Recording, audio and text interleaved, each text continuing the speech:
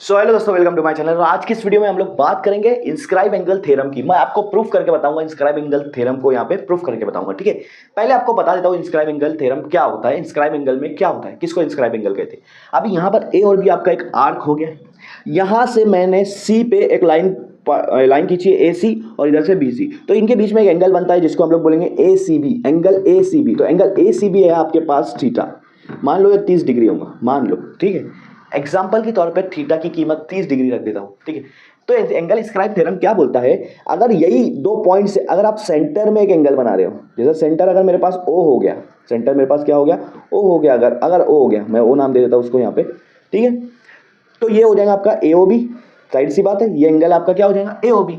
अब आप देखो ये ए सी बी वहीं से, यही दो पॉइंट से बना है जहां से ए ओ बी बना है, इसको आप लोग बोलोगे इंस्क्राइब एंगल।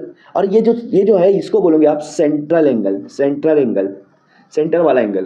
तो ये जो सेंटर एंगल होता है ना, इंस्क्राइब एंगल थ्योरम क्या बोलता है, ये जो सेंटर एंगल होता है ना, इस एंगल का डबल होता है, इस एंगल का क्या होता है, डबल होता है। मतलब क्या होता है कि एंगल एओबी जो है, अगर एंगल एसीबी थीटा है तो एंगल एओबी क्या हो जाएगा, वो 2 थीटा हो जाएगा।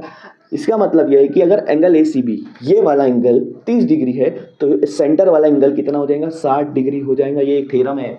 आप देखो दोनों ए और बी से बन रहे एंगल, बस फर्क ये है, ये जो है सर्कमफ्रेंस पे जा रहा है, ये आपका सेंटर एंगल बन रहा है।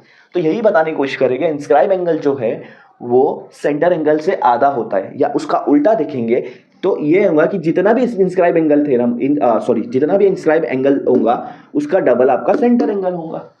मतलब अगर आप बात कर रहे हो ये 30 है तो ये 60 होगा, ये उसका डबल। लेकिन उल्टी बात करोगे, ये 60 है तो ये उसका आधा होगा 30। इस तरह से आपको बात किस तरह से कर रहे हो वो बात होगी। ठीक है, अब यहाँ से मैं ये सब हटा देता हूँ।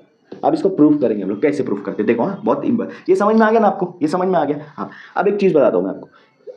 हम लोग ये जो अंदर का जो आपका ए बी सी है ना, इसको मैं बड़ा कर देता हूँ, ए बी सी। और आपका यहाँ पर सेंटर था, समझ में आया आपको, ताकि इस वजह से मैंने इसको यहाँ बनाया।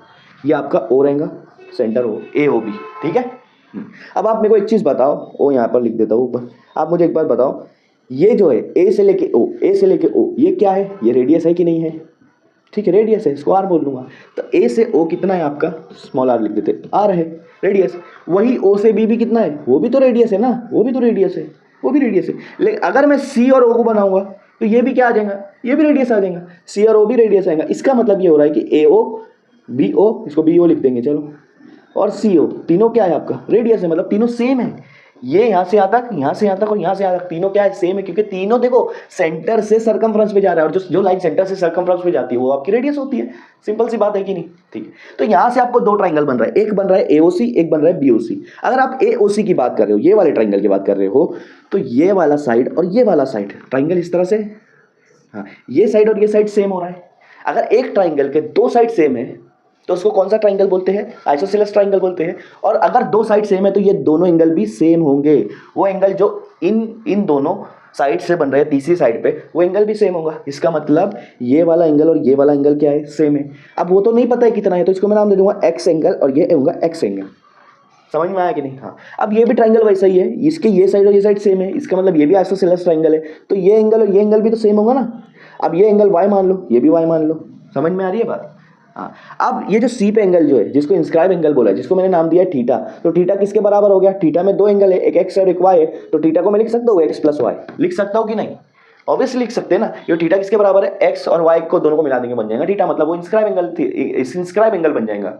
ठीक है, ठीक है, अब हम लोग आगे बढ़ते हैं। अब हम लोग क्या करेंगे, देखो ये वाला आपको ट्राइंगल देखना है, ये वाला ए ओ सी। मुझे एक बात बताओ, ट्राइंगल के जो इंटीरियर एंगल होते हैं, अगर वो तीनों एंगल को प्लस कर दूंगा तो कितने एंगल आएंगे, कितना आएगा, 180 डिग्री। ठीक है, तो यहाँ पर angle A, angle O, angle C, इन तीनों को प्लस कर दूँ, angle A, angle O, angle C, मैं शॉर्ट फॉर्म में लिख दे रहा हूँ, ए ओ सी पूरा लिखता नहीं बैठा हूँ। ये वाले ट्राइंगल की बात चल रही है अभी, सिर्फ इधर वाले, ये वाला तो x आ गया, एंगल ए, ये तीनों मिला दूंगा तो 180 हो जाएगा। ये वाला तो x आ गया, एंगल O क्या है आपका, उसको वैसा का वैसा रहने दो, एंगल C भी x आ गया 180।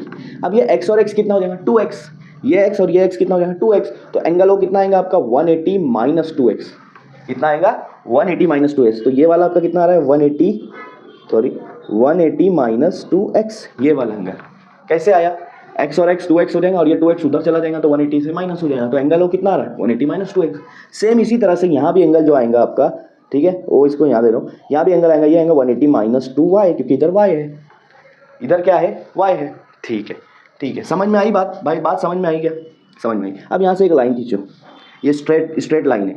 अब आपको पता है कि स्ट्रेट एंगल जो होता है वो कितना होता है? 180 डिग्री होता है। कितना होता है? 180 डिग्री होता है। तो यहाँ से लेके यहाँ तक कितना होगा? ये वाला एंगल कितना होगा? 180 होगा, जिसमें दो एंगल हो रहा है, एक ये ऊपर वाला, एक ये नीचे वाला, एक ये वाला और एक ये वाला। ठीक है, 180 में से मैं अगर ये वाला एंगल, इतना एंगल माइनस कर दूंगा तो बचेगा कितना? नीचे वाला बचेगा। और इतना एंगल कितना है? 180 माइनस 2x है। 180 माइनस 2x है। 180 में से अगर 180 माइनस 2x माइनस कर दूंगा तो ये वाला एंगल मिल जाएगा हमको यही एंगल चाहिए ना। ठीक है, तो देखो ब्रैकेट खोलो, ये माइनस हो जाएगा और ये माइनस माइनस हो जाएगा प्लस, तो 180 और 180 कैंसिल हो जाएगा। आपके पास क्या बच रहा है? 2x। मतलब यहाँ पर देखो ना, ये इतना एंगल कितना आ रहा है? 2x।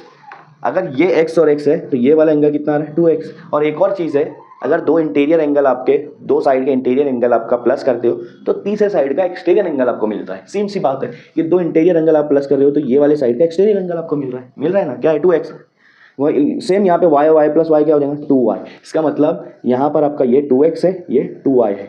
तो एंगल AOB में 2x और 2y दोनों आ रहे हैं। क्या आ रहे हैं? दोनों आ रहे हैं। एंगल AOB में क्या आ रहे हैं? 2x और 2y दोनों आ रहे हैं। तो यहाँ लिख दूंगा 2x प्लस 2y। अब 2 कॉमन निकल रहा है तो 2 को बाहर निकाल देंगे, x प्लस y हो जाएगा। इसका मतलब एंगल AOB क्या है? x प्लस y का डबल है। x प्लस y का डबल है। और x प्लस y एंगल किसका था? वो इसका था, इंस्क्राइब एंगल का।